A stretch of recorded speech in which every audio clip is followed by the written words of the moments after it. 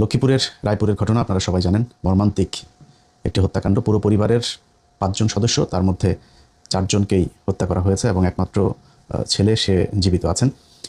এই ঘটনা নিয়ে জানতে গিয়ে যেটা জানলাম যে সেখানে এই পরিবারের একমাত্র যিনি কর্মক্ষম ব্যক্তি ছিলেন, অর্থাৎ এই যেই নারী মারা গিয়েছেন তার 3 মেয়ে সহ, তার স্বামী গেল বছর তিনি কাজ করতেন, তিনি হঠাৎ করে মারা যান। তো তিনি মারা যাওয়ার বিদ্যুৎ স্পষ্ট হয়ে সম্ভবত মারা গিয়েছে। তো উনি মারা যাওয়ার পরে এই মহিলা তার মেয়েরা টিউশনি করে নানানভাবে নিজের বাবার বাড়ি থেকে সংসার কোনো রকম চলছিল। এরই মাঝখানে ঘটলো এই ঘটনা এবং এই ঘটনায় একজনকে সেখানে গণপিটুনি দিয়ে, তাকেও সন্দেহভাজন একজন ছিল, তাকে মারা হয়েছে। এই ঘটনার সাথে আসলে আমি মনে করি না যে 4 জন মানুষকে একজন ঢুকে তারপরে সবাইকে কুপিয়ে মেরে ফেলাটা এত সহজ বিষয়। আমার মনে হয় তার সাথে আরও কারা ছিল সেটাও খুঁজে বের করা উচিত। আমার আলোচনার মূল বিষয়টা না, এটা আপনারা এর মধ্যে সবাই জানেন। আপনাদেরকে প্রথম আলোর খবর, একটু খবরটা, যে খবর এটা নিয়ে 2-3টা খবর তারা করেছে এই বিষয়ে। সেখানে যেই ঘাতক যে কিনা মারা গিয়েছে তার নাম হচ্ছে অন্তর মজুমদার। তো বাংলাদেশিদের নাম তো অনেক, মুসলমানের নামও আছে অন্তর, তবে তার বাপের নামটা বললে আবার কার্তিক মজুমদার, এটা বললে আবার তখন স্পষ্ট হয় তার ধর্মীয় পরিচয় কি। যে কারণে প্রথম আলো কোথাও তাদের কোনো সংবাদে তার বাপের নামটা তারা উল্লেখ করেনি। এবং শুধু প্রথম আলো ডেইলি স্টার না, মোটামুটি বাংলাদেশের গণমাধ্যম যারা যারা আছে এটা নিয়ে ঘাতক, যুবক, এরকম টাইপের বক্তব্য দেওয়া হয়েছে। কেউই তার ধর্মীয় পরিচয় এখানে আনে নেই। দর্শক, আজকে ইলিয়াস ভাই যে বিষয়টা নিয়ে আলোচনা করছেন সেটা হচ্ছে এই ভিডিওটা খুবই দুঃখজনক এবং খুবই মর্মান্তিক একটা বিষয়ের উপর কিন্তু ইলিয়াস ভাই তিনি কিন্তু তার আলোচনা করছেন। তো আমরা সেই আলোচনা শুনছিলাম এবং সেই আলোচনায় আবারও ফিরে যাব। তার আগে বলে নিচ্ছি, আপনারা যারা দেশ এবং দেশের বাইরে থেকে এই আলোচনা শুনছেন, অত্যন্ত মনোযোগ সহকারে আলোচনা শুনুন, না টেনে পুরো ধৈর্য ধরে কিন্তু পুরো ভিডিওটি দেখতে থাকুন। তো চলুন দেরি না করে আবারও সেই আলোচনায় ফিরে যাই, আর সেই আলোচনা কন্টিনিউ করতে থাকি। আমি আগে থেকে পরিষ্কার করে নিই ভাই, আমি একজন মুসলমান, ঠিক আছে, কিন্তু আমি কেউ কারো ধর্ম নিয়ে কেউ জোর করে আমার ধর্মে চলে আসুক কিংবা আমার ধর্মের কোনো ধর্মীয় কোনো অনুশাসন পালনে কেউ বাধা দেখ, আমি কোনোটাই সাপোর্ট করি না। আমি নিজে একজন মুসলমান, খুব নাদান টাইপের মুসলমান, আমি নিজেই ভাই সব কিছু পালন করি না। তো আমি আরেক ধর্মের মানুষের এমন মুসলমান না। ভাই, পৃথিবীতে 200 কোটির মতো মুসলমান আছে, এই 180 কোটি থেকে 200 কোটি এই মুসলমানেরাই তাদের কাজ করে না। নতুন মুসলমানের এত বানানোর জন্য ধর্মযুদ্ধ করতে আসি নাই। যে কারণে আমার কোনো সমস্যা নেই, আপনারা ধর্ম পালন করেন, আপনি একজনকে ভালোবাসতে পারেন। আমি এই ঘটনায় স্থানীয় 2-1 জনের কাছে যেটা জেনেছি যে সম্ভবত, এটা 100% শিওর না, সম্ভবত এই যে 3 জন মেয়ে মারা গিয়েছে তাদের বড় বোনটার সাথে অথবা 2 নম্বর বোনটার সাথে এই অন্তর মজুমদারের কিছু একটা হয়েছিল। মানে প্রেম হয়েছিল কিনা এটা না, তবে কিছু একটা হয়েছিল, সেটার প্রেক্ষিতেই এই আস্তে আস্তে এই ঘটনা ঘটে। আচ্ছা, এখন কি হয়েছিল সেটা হচ্ছে মূল বিষয়। ধরেন একজন হিন্দু মানুষ একজন মুসলমানকে ভালোবাসতেই পারে, একজন মুসলমান একজন হিন্দুকে ভালোবাসতে পারে। আমি একদম কোনো সমস্যা নেই। কোনো মেয়ে যদি নাকি উইলিংলি যদি মনে করে সে মুসলমান হয়ে যাবে, ব্যাপার না, তারা জোর করে আনা যাবে না। আবার একজন মুসলমান মেয়ে বা পুরুষও যদি মনে করে যে হিন্দু ছেলেকে বা মেয়েকে বিয়ে করবে, আমার কোনো সমস্যা নেই। আমি আগে পরিষ্কার করে নিলাম আমার জায়গাটা। এখন কথা হচ্ছে, এই ছেলে এই বাসাটায়, যেই বাসাতে এই 4 জন খুন হয়েছে, এই বাসাতেই গেল কয়েক মাস আগে ভাড়া ছিল এবং ভাড়া থাকা অবস্থায় এই যে বললাম যে কিছু একটা হয়েছিল, সেই অবস্থায় কতটুকু কি হয়েছিল সেটা আমি আপনাদেরকে শতভাগ নিশ্চিত হতে পারিনি, যেহেতু আমি বলতে পারবো না। তবে যেই পর্যন্ত গিয়েছে, একটা পর্যায়ে গিয়ে ওই মেয়ে জানতে পারে যে তার পরিচয় হচ্ছে সে হিন্দু। সে আগে হিন্দু পরিচয় দিয়ে এখানে আসেনি। আচ্ছা, এইটা জানার পরে সেই মেয়ে আর আগায় নেই। বাট আবারও কিন্তু রিপিট করছে যে সেই মেয়ের সাথে প্রেম হয়েছিল কিনা কি হয়েছে আমি এটা এই ব্যাপারে নিশ্চিত হইনি। বাট যতটুকু এগিয়েছিল, যখন সে জানতে পেরেছে যে সে হিন্দু, ওই মেয়ে তখন স্টপ করেছে। তখন এই অন্তর মজুমদার শুরু করে জোর জবরদস্তি করে তাকে সে ভোগ করবে, তাকে বিয়ে করবে, নানান ধরনের হুমকি দিতে থাকে, তার আপনার সামাজিকভাবে তাকে হেয় প্রতিপন্ন করবে, নানান হুমকি টুমকি দিতে থেকেছে।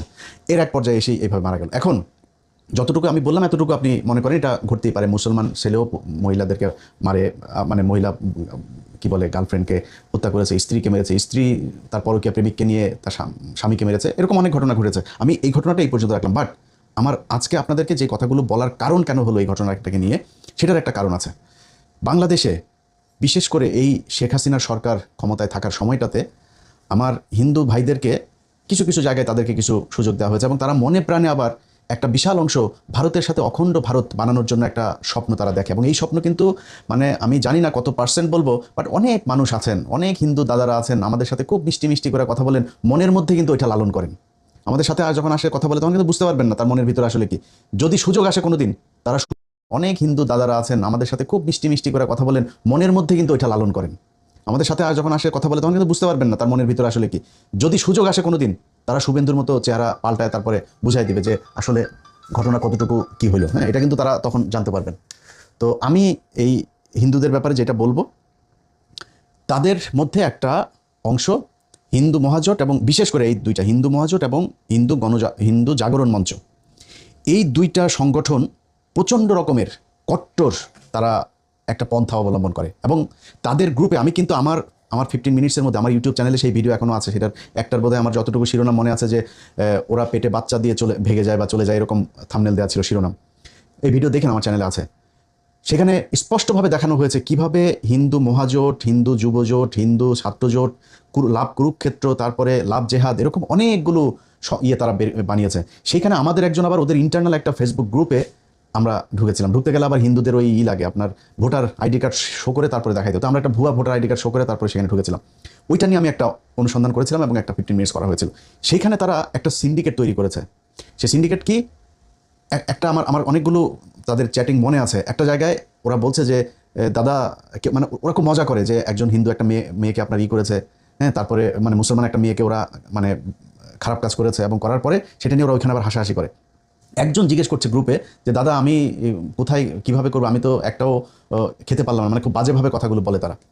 তো ওই আরেকজন আবার সেখানে উত্তর দিচ্ছে যে গাজীপুর, সাভার, তারপরে নারায়ণগঞ্জ, এইসব জায়গায় গেলে, গার্মেন্টসে গেলে এইসব জায়গায় খুব সহজে খেতে পারবা। মানে ওই জায়গায় একটু গরিব মেয়েরা, তারা ওই যার সাথে হয়তো সম্পর্ক হয়তো না বুঝেই সম্পর্ক হয়ে গিয়েছে, কার কোথায় বাড়ি সেটাও যে যেভাবে পরিচয় দিয়েছে সেইভাবেই হয়তো ওরা বিশ্বাস করেছে। এইভাবে তারা আর নাম পরিবর্তন করে, ভোটার আইডি কার্ড পরিবর্তন করে, এইসব করে তারা এই বিভিন্ন জায়গায় গিয়ে করে মুসলমান পরিচয় দিয়ে প্রথমে সম্পর্ক করে, এরপরে বিয়ে করে, 2-3টা বাচ্চা হয় বা একটা বাচ্চা হয়। তারপরে সেই মেয়েটাকে কিছু কিছু ক্ষেত্রে আবার এই সন্তান দিয়ে ডিভোর্স দেয়, কিছু কিছু ক্ষেত্রে এই মেয়েদেরকে আবার এরকম, আমার ওই প্রোগ্রামই ছিল, ভারতে নিয়ে গিয়েছে। ভারতে নিয়ে সেখানে আপনার পতিতালয় পর্যন্ত বিক্রি করে দেওয়া হয়েছে, এরকম ঘটনা ঘটেছে। এখন এই যে উদ্দেশ্য প্রণোদিত, একদম সুপরিকল্পিতভাবে মুসলমান মেয়েদেরকে এইভাবে আপনার ধর্ষণ করে তারপরে তাদেরকে এই পেটে বাচ্চা দিয়ে তারপরে তারা চলে যাওয়া, এবং এই যে পরিকল্পনা, এইটা এই গোবিন্দ প্রামাণিক তার হিন্দু মহাজোটের কেন্দ্রীয় পরিকল্পনা।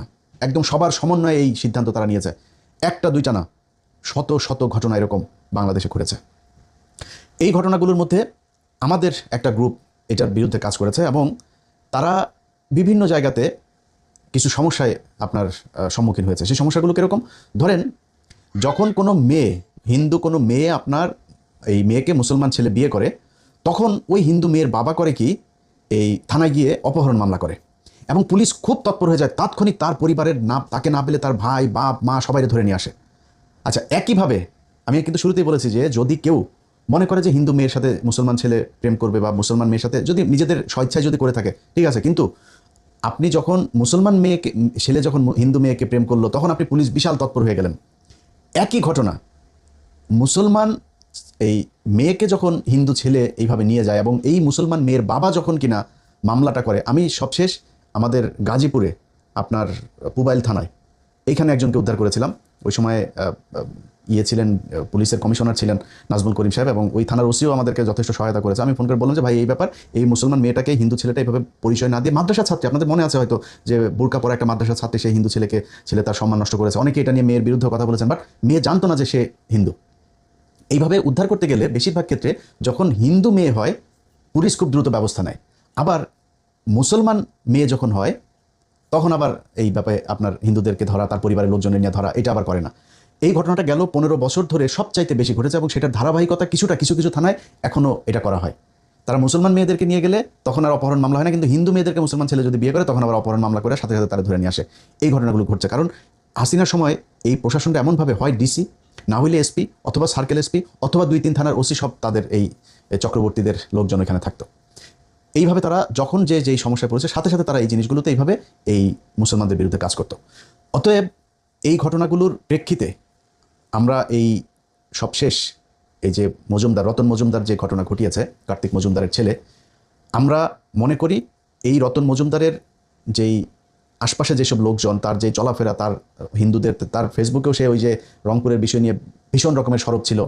তারপরে এই ঘটনার পরপরও তার অনেক বন্ধুবান্ধব এই হিন্দু মহাজোটের এরাই অনেক জায়গায় তারা লেখালেখি করেছে যে এইভাবেই করা হবে, শায়েস্তা করা হবে যদি আমাদের সাথে খেলতে আসো।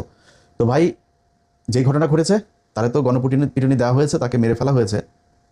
আমি এই ঘটনার সাথে আরও যারা আছে তাদের বিচার চাই, তাদের দ্রুত ব্যবস্থা নেওয়া হোক, এবং এই যে হিন্দু হলে তারপরে তাদের ব্যাপারে কোনো পরিচয় দেওয়া হয় না, এই একই ঘটনা যদি আজকে একজন মসজিদের ইমাম সাহেব করতেন, প্রথম আলোর নিউজের হেডলাইন হইতো মাদ্রাসার শিক্ষক মসজিদের ইমাম এই কাজ করেছেন। আজকে আমরা কিন্তু সেটা পাইনি। সো গণমাধ্যমের ভূমিকাটা আমরা নিউট্রাল দেখতে চাই। এটা কিন্তু হাসিনা সেই বাংলাদেশটা, এটা মনে রাখতে হবে। আগের মতো অত সুবিধা করে যেতে পারবেন না। বিএনপির 2-4 জনকে কিনতে পারলেও বিএনপির মানুষজনের মনের ভেতরেও কিন্তু কষ্ট আছে এই গত 15 বছরের। হ্যাঁ, চুরি বাটপারি ছিনতাই মিনতাই যাই করুক, চাঁদাবাজি টান্দাবাজি যাই করুক, ওই কষ্ট কিন্তু আছে। সো খুব সাবধানে এগুলো করতে হবে। আর সবশেষ আমি বাংলাদেশের মুসলমান মেয়েদেরকে একটু বলবো যে আপা, মানে একজনের পাইলেন আর কাপড় চোপড় সব খুলে দিলেন, এটা করার আগে ওর বাপের নাম কি, ওর বাড়ি কোথায়, ও আসলে কে, এটাকে জানেন। আপনি হিন্দু জানার পরে আপনি তারা বিয়ে করতে চাইলে আপনি করেন, কোনো ভাই আমি খুব লিবারেল, আমি এটা নিয়ে কট্টরপন্থা কোনো জায়গায় যাইতে চাই না। আপনি যাইতে চাইলে যান, সমস্যা নেই, বাট পরিচয় আগে জানেন। জানার পরে যদি আপনার মনে হায় কী করলাম সব দিয়া তারপরে আপনি তার সাথে, এরকম ঘটনা ঘটেছে, মানে সে জেনেছে, জানার পরে এমন কি করা, তার অলরেডি একটা বাচ্চা হয়ে গিয়েছে, তখন সে জানলো যে সে হিন্দু, তাকে নিয়ে হিন্দুদের পূজা করায়, তাকে হিন্দু বানানো হয়েছে, তারপরেও তার শান্তি নাই, বিক্রি করে দিয়েছে ভারতে নিয়ে আপনার পতিতালয়ে। সো আপনি বিয়ে করার আগে সে থাকবে কিনা সেই গ্যারান্টি বুঝে তারপরে কাপড়টা খুলে দিন। তার আগ পর্যন্ত আল্লাহর হস্তে একটু হিসাব করে তারপরে যা করার সেটা করেন। আর বাংলাদেশের প্রশাসনকে বলবো, ভাই এটা কিন্তু একটা পরিকল্পিত চক্রান্ত। তারা কিন্তু মানে খুব গভীরভাবে তাদের ভেতরে এই পরামর্শ করে তারপরে পরিকল্পনা করে তারা মুসলমান মেয়েদের পেছনে লেগেছে। অতএব আপনাদের কাছে দৌড়ায় গিয়া ওই হিন্দুরা যখন যাওয়ার পরে আপনারা সাথে সাথে মুসলমান ছেলের বাড়িতে সব ধরে নিয়ে আসেন, আর মুসলমান মেয়েরে নিয়ে যাওয়ার পরে আপনাদের কাপড় মানে চেয়ারের এখান থেকে পাশা নড়ে না, এই কাজটা পুলিশের কেউ করে না। এরকম যদি কোনো থানার কোনো ওসি টোসি কোনো জায়গায় যদি এরকম করেন, সেটা যদি ভাই আমাদের কান পর্যন্ত আসে, তাহলে আমাদেরও যদি সুযোগ থাকে তাহলে আমরাও জায়গা মতো তখন ধরে দেব। তো আজকের ভিডিওতে যেই মেসেজটা বাংলাদেশের মানুষকে দিতে চাইলাম, ভাই আমরা চরম একটা পরিস্থিতির মধ্য থেকে বাংলাদেশ এই 15 বছরের এই দুঃসহ একটা অবস্থা থেকে করেছে, এবং 15 বছরে আমরা দাদাদের চেহারা খুব সুন্দরভাবে দেখেছি। আল্লাহ হয়তো ভালোর জন্যই আপনাদেরকে এটা দেখিয়েছে, এবং না দেখাইলে এই ভারতীয়দের এই দাদাদের এই চরিত্র কি এটা আমরা বুঝতে পারি। আমরা ওদেরকে সবসময় অসহায়, হারে নিরাপরাধ এরকম মনে করতাম। তো হিন্দু ভাইরা আপনারা আপনাদের ধর্ম পালন করেন, আপনারা হন, মানে আমাদেরকে অচ্যুত একদম মানে খুব ইয়েটে মনে করে আমাদেরকে দিয়ে মুসলমান মাইপেন না কিন্তু। হ্যাঁ, আপনারা এখনও পর্যন্ত যদি আরবে যান না, আপনাদের আরবে যেসব লোকজন যায় এখনও আরবের শেখদের ঘরে যায়, তারপরে করে মুসলমানদের পরিচয় কিন্তু ওইটা, আমরা না। কিন্তু আমাদের চামড়া টামড়া দেখা, গায়ের রং দেখে, আমাদের মানে ন্যাশনালিটি দেখে মুসলমানদের হিসাব করে না। মুসলমান ওই জায়গায় যায়, ওদের চেহারা সুরত, ওদের চলাফেরা, খাওয়া দাওয়া, ওদের জীবনযাত্রার মান, এগুলো চিন্তা করেন। আপনাদের লোকজন এখনও ভারত থেকে যদি 2টা ভিসা দিবে বলে, তাহলে দৌড়ায় কাপড় চোপড় খুলে তারপর জমি জায়গা বেচা দিয়ে তারপর সেক্ষেত্রে বাথরুম পরিষ্কার করতে যায়, ওই ইয়েতে মসজিদ পরিষ্কার করে, হ্যাঁ মসজিদের বাথরুম পরিষ্কার করে, ভেতরে ঢুকতে দেয় না, মসজিদের বাথরুম পরিষ্কার করেন আপনাদের লোকজন। ওই এখনো পর্যন্ত মোদিরে যদি দুবাই যায়, মানে সৌদি টদি বাদ দিলাম, দুবাই গেলেও নমস্কার করে আসে, ওইখানে যায় হাতে পায়ে ধরে তারপর আসে। সো ওই দিকে নজর দেন। হ্যাঁ, এইদিকে আমাদেরকে দেখে আমাদের মতো মুসলমান দেখে নাকটাক ছিটকায় না। আমাদের দেখতে তো আমরা একটু সুন্দর না, আমরা তো দেখতে মানে আপনাদের গায়ের রং আর আমাদের গায়ের রং সেম তো আমাদেরকে দেখলে একটু মানে নাক ছিটকাইতে সহজ হয়, বাট ওইদিকে একটু পশ্চিম দিকে একটু তাকায়েন, তারপরে আমাদের নাক ছিটকায়েন। আর এই যে মুসলমানদেরকে আপনার পেটে বাচ্চা দিয়ে তারপরে সব হিন্দু বানায় ফেলবেন, এই চিন্তা ভাবনার চাইতে আপনারা 140 কোটি খালি ইন্ডিয়াতে আসেন, 140 কোটির মধ্যে প্রায় 110 কোটি আপনাদের হিন্দু, এগুলোরে টিকায় রাখেন, এগুলোরে টিকায় রাখা খুব জরুরি। হ্যাঁ, ওইগুলি কিন্তু ফসকায় যাচ্ছে। আপনাদের এই ইন্ডিয়াতে কতজন এখন ধর্ম পালন করে, আপনারা একটু করেন। ওই যে একজনের বের করে দিয়েছেন না আপনাদের দেশ থেকে, ওই লোকের যদি আর 2-4 বছর যদি ভারতে যদি নাকি আপনার পিস টিভি চালাইতে দিতেন, তারপরে দেখতেন যে চারিদিকে হাহাকার, হায় হায়, এই কাপড় চোপড় খুলে যেমন ন্যাংটা হয়ে রাস্তায় হাগামতা করেন না, এবং সব রাস্তায় হাগামতা শুরু করতেন, খেদাই দিয়েছেন, থাকতে দেন নাই। সো তর্ক যুক্তি এগুলো ধর্মীয় কথাবার্তা বলতে আসি নাই, বাট যেটা বলতে আসছি, ধর্মীয় বিভাজন চাই না। সম্প্রীতির সাথে বাংলাদেশে যদি থাকতে চান, তাহলে চরিত্র পাল্টাইতে হবে। হাসিনার সময়কার সেই চরিত্র নিয়ে এই সময়ে চলা যাবে না, তাহলে কিন্তু সামনে আরও খারাপ পরিস্থিতি আসতে পারে। দর্শক, এইরকম সন্ত্রাসী কর্মকাণ্ডের প্রতি তীব্র নিন্দা জানাই, এবং তারই সাথে সাথে সাধুবাদ জানাই জনাব ইলিয়াস হোসেন ভাইকে। তিনি অত্যন্ত চমৎকার একটা ভিডিও কিন্তু তিনি আমাদের সামনে এনেছেন, এবং যেগুলা কিন্তু সাধারণ অন্য কোনো সাংবাদিকরা এগুলা প্রচার করে না। কিন্তু ইলিয়াস ভাইকে আমরা জানি, আসলে ইলিয়াস ভাই কিন্তু তিনি অন্যরকম একজন মানুষ। তিনি কিন্তু এইরকম একটা নিউজ আসলে প্রচার করার জন্য তাকে সাধুবাদ জানাই। তার সাথে সাথে বলে নিচ্ছি, সেটা হচ্ছে আপনারা যারা দেশ এবং দেশের বাইরে থেকে এতক্ষণ যুক্ত ছিলেন, এই ভিডিওতে কেমন লেগেছে এই ভিডিওটি, সেটা অবশ্যই কমেন্ট করে জানিয়ে দিবেন। আর যাওয়ার আগে বলে নিচ্ছি, ভিডিওতে একটি লাইক করে দেন, এবং লাইক করে চ্যানেলটি সাবস্ক্রাইব করে আমাদের পাশে থাকুন। তো আজ এই পর্যন্ত, সবাই ভালো থাকবেন, সুস্থ থাকবেন, দেখা হচ্ছে পরবর্তী ভিডিওতে। ধন্যবাদ।